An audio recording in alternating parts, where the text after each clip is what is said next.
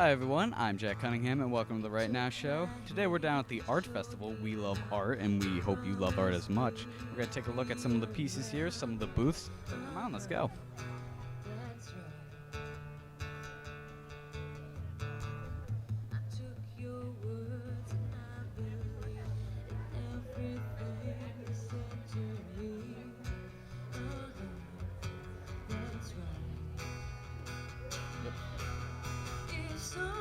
All right, I'm here with Bill and Michelle looking at their fresh cut glass. Bill, tell us about some of your products.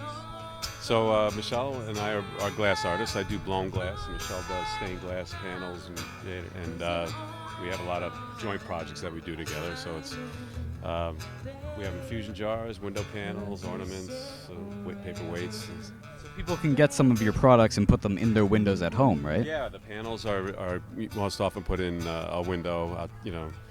Sometimes they're custom made to fit in a door and those types of things. But yeah. What does some of the process include when making some of these? Well, for us, there's a lot of pieces that come out of the hot shop that I do that I contribute to Michelle, who designs and makes the window panels. So you got some very beautiful work here. What does it take to get certain colors? Like I see this one here's got a mixture of orange and blue and yellow, and others just beautiful colors here. How do you do some of that? So there's a few different techniques. This particular piece here, you actually have to do multiple gathers in the hot shop and color the gather. For this, it's sort of like almost like you painted it on the outside of a clear piece a vessel, right? As you're making it, there's different processes for getting colors. You use different glass frit or different minerals. It's a kind of a quick process that you do with. All right, and how much does it run for someone to buy one of these products? So our stuff, these infusion jars run usually mostly between $200 to $300, depending on the size and intricacy of the design. Our window panels are mostly, $250 to $700, depending again on the complexity of the design and size and stuff. So. Well, you have some very beautiful artwork. Thank you for talking with us. I hope you have a nice day. I appreciate that. Good to meet you. Good to meet you too. So. All right, I'm here with Steve Stamas talking about some of his jewelry here. Steve, how you doing? Great, beautiful day, great crowd. Festival. So you've got some very beautiful work right here. Some of these earrings and necklaces and stuff. What's some of the process behind making some of these? Well, it's 33 years of my work. They're signed and copyrighted. This I use a technique of etching, so I can do wide textural light pieces. And these Lost Wax casting, which is like miniature carvings. So I can do different techniques for different effects. So you say you've been doing this for 33 years? Yeah. What got you into this business of making this? I was a fine artist before this, and then I just decided it would be a neat way to make a living and still use my talents. So, and women give me money, so that helps. Now, if I want to buy one of these, how much would it run me? Well, $59 to $198 are the average prices. It's from plain to with 14 karat gold filled inlays, sterling, of course, semi-precious stones. So, in that price point. Well, it's very beautiful. Thank you for talking to us. I appreciate it. Thanks for coming by. No Good problem. luck.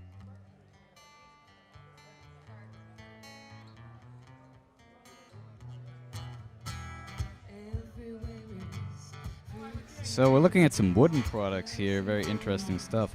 Here we have a wooden pen. I don't know if this actually works. It does actually work. That's very interesting. So if you don't like the feel of your regular pen, we've got some wooden pens here. Or you could just go to Staples and get a regular pen like everyone else. What else we got? Got some very interesting lamps right here. A bowl, in case you like bowls. Who doesn't like bowls? Right here we have a yo-yo. I don't know if I should be touching any of this or if I have to pay for it, but I am. So, haha. I'm here with Horatio Latorra, looking at some of his artwork here. You called this vintage pop, correct? That's what we call it, yeah. And we've had some people say that it has that kind of flair, but pop art is our inspiration. What do you kind of take inspiration from? Like, you have all this stuff here. What do you look for when you want to make a painting or a mural or something? We like to meld the vintage or the iconic with the new age and incorporate more urban imagery that people walk by every day and take for granted, and we try to make it a little more of an eye candy for them. So we're constantly rummaging through antique shops and magazine stores and libraries looking for that old imagery and then drawing on the new events and melding them together. Yeah, well, all this artwork looks really great. It's great here. What does it run if someone wants to get one of these? Well, I go as low as $40 a piece.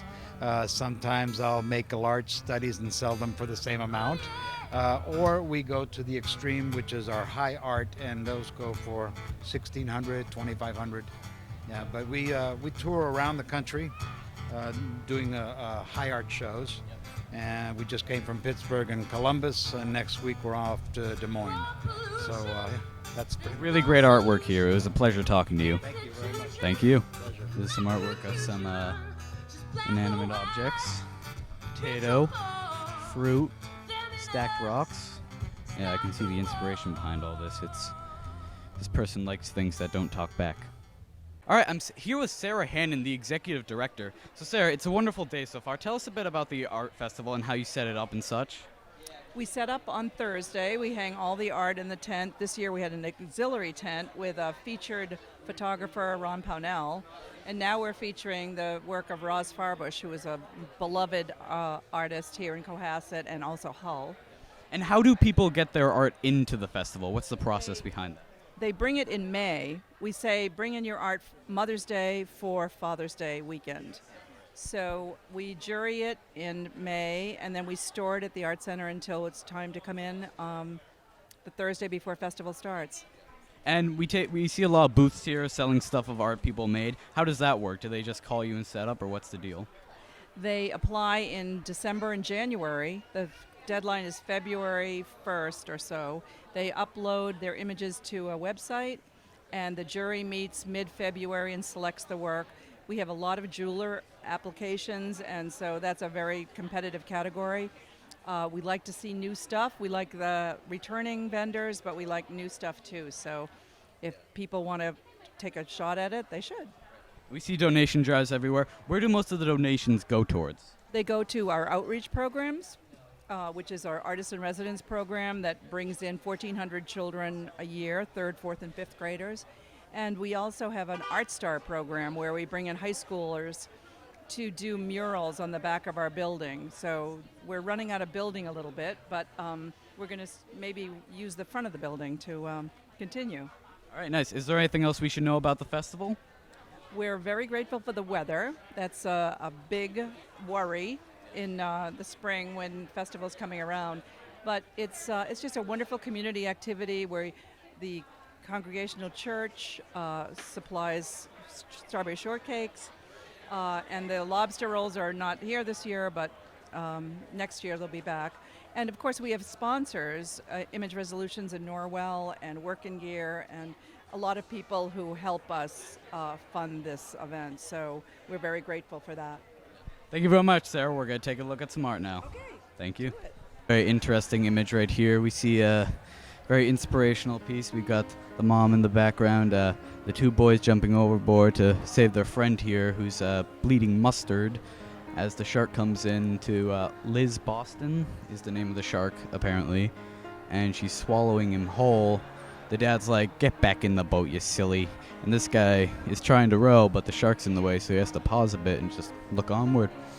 And in the background, we just have a lighthouse. Pretty nice stuff. The artwork here is very, very inspirational. Great strokes and stuff. Very, very nice. It goes for $15,000 or $1,500. A little pricey, but worth it if you like sharks and people going to funerals and mustard.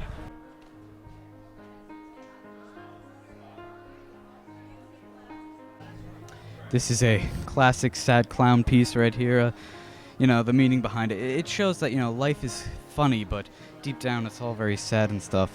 This one goes for $12,000 for a sad clown who's also a hobo. Yeah, I don't think so. This one is clearly Thomas Jefferson on LSD. You can tell by the assortment of colors and the face. He looks confused because the drugs are messing with his mind, but he's also thinking because he's Jefferson.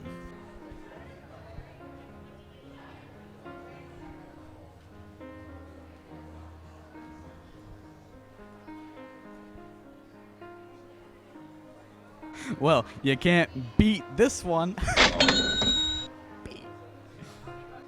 This piece right here is called Spooky Woods. You can see it's all dark out and it's in the woods. You got the gravel walk going down this way. The unknowing. There's nothing in the picture, but that doesn't mean there's nothing in the woods. It's very terrifying, really. This artist has some deep thoughts. This is clearly Bon Jovi from the movie The Labyrinth. It even says so right here, The Goblin King. Interesting movie, not too great effects. Paintings, you could just get a picture, but you know, this person painted it. That's fine, it's art. Runs about $3,500, so you know, cheap for a painting of Bon Jovi. An interesting choice. It's always bugging me.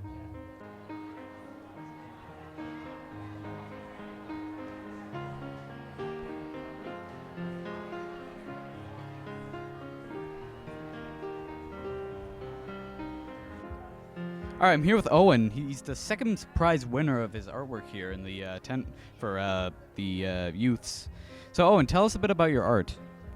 This piece specifically? Yes. Okay. It's made out of brown Conti crayon and Sharpie, and it's pretty much just, I don't know, it's a woman's back and a tattoo. Do you have any inspiration for making this art? Like, why'd you want to draw this? Well, I remember I wanted to make a piece for the Blue Ribbon show last year, and I was just kind of like playing around, and I made this piece, and I've liked it since. So. Well, 1 second prize. It's really good. Congrats. Yeah, thank you very much, Owen. All right, well, that was a ton of beautiful art. There's a lot of art here we didn't get to cover just because there's so much. If you have the chance, come next year to the art festival, and it'll be a fun time. And thank you for watching The Right Now Show.